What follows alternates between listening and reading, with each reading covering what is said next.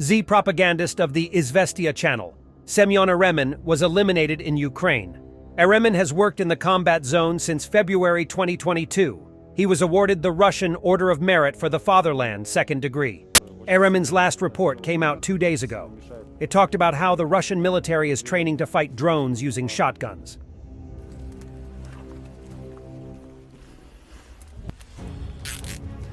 Как это называется еще раз? КЗ-6. Это кумулятивный огромный заряд, вот, который должен пробить бетонный дот.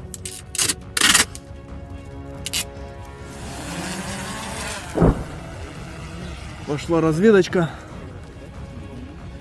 Вон он тоже хищник. Нашел кого-то? Вот он идет.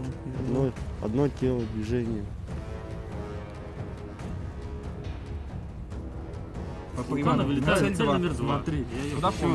Такой оживленный разговор. Ребята, вот все молодые, совсем в районе 20 лет. Да, уже воины лютые. In the same time, Z-YouTuber Misha from Canada, who was known for his live streams where he used to say how great Russia is, has died. He was killed in a motorcycle crash in Crimea, rather than in a combat zone, however. He left behind 126,000 YouTube subscribers. Propagandist Sladkov is furious after the death of military correspondent Semyon Eremen due to a Ukrainian FPV drone. I've never seen him like this. As a rule, he follows the official line. However, he is dissatisfied with the attitude towards military reporters, who are not considered participants of hostilities with all that entails, lack of payments and benefits to the family. That is, Sladkov directly states that all Russian journalists should be considered combatants. Semyon Eremen, a propagandist for pro-Kremlin Izvestia, illegally crossed the border into Ukraine, where he was killed in the Zaporizhia region. He constantly hung around the contact line, covering events in the war since February 2022. His car was attacked by an FPV drone, and he died from his injuries. Sladkov is most likely very worried about his ass. After all, he has been successfully running away from fate for a very long time. What was Semyon Eremen doing on the front line, and how will the circumstances of our reporter's death be determined? Accident?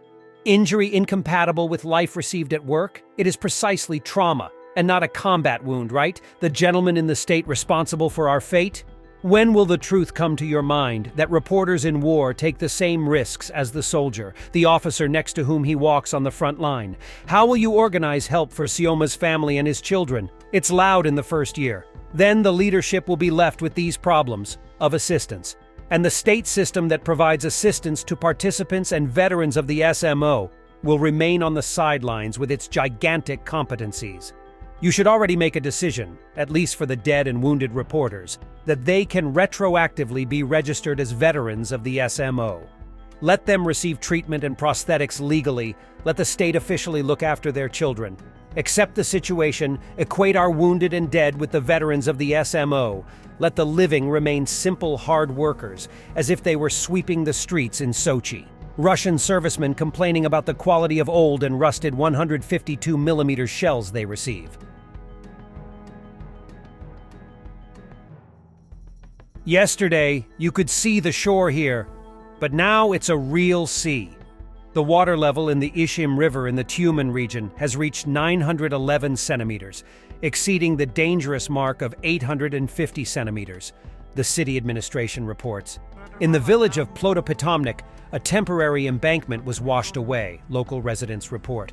The dam itself, which was built to protect the settlement and the allotment association, is in serviceable condition, local media say.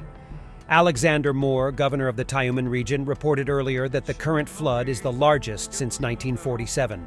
Каждый час быстро все поднимается. Вот вчера здесь берег был виден, сейчас уже море настоящее.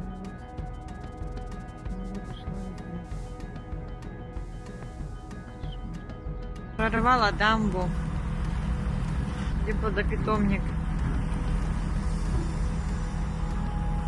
Подходит к дороге.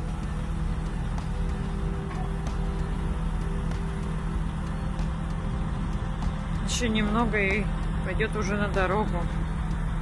The lack of air defense is still taking the toll on Ukrainians. On the attack on Ukrainian airport in Dnipro, Russians destroyed one MiG-29 plane and couple of radar systems.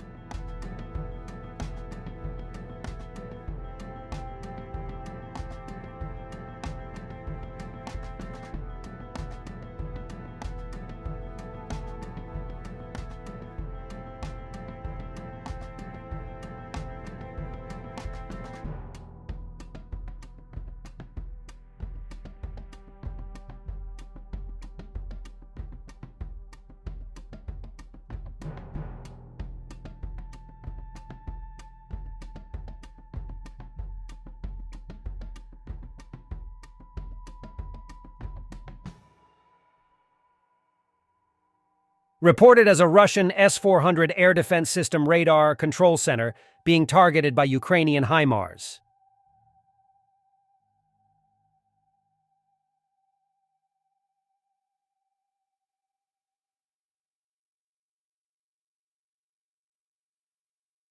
Footage from the burning oil depot in the Smolensk region, which was hit by Ukrainian UAVs.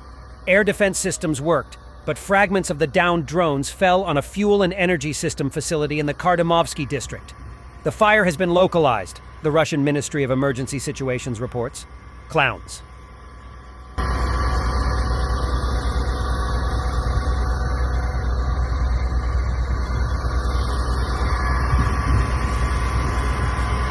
At the end, a segment from the video that shows a South Korea Air Force F-35A dropping an inert GBU-12, which scores a direct hit on a moving target, a surrogate ballistic missile, TL, at the Pilsung firing range.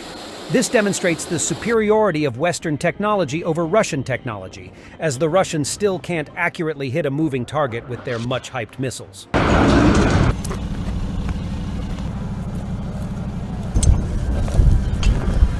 View from the House floor after passing the Ukraine aid bill. Slava Ukraini.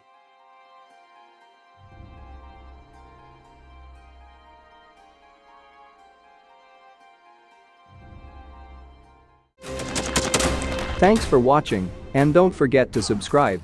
Also, if you want to support Warthog Defense, please become our member and get early access to new videos, exclusive members-only videos, and become administrator in comment section. The membership link is in the description. Rescues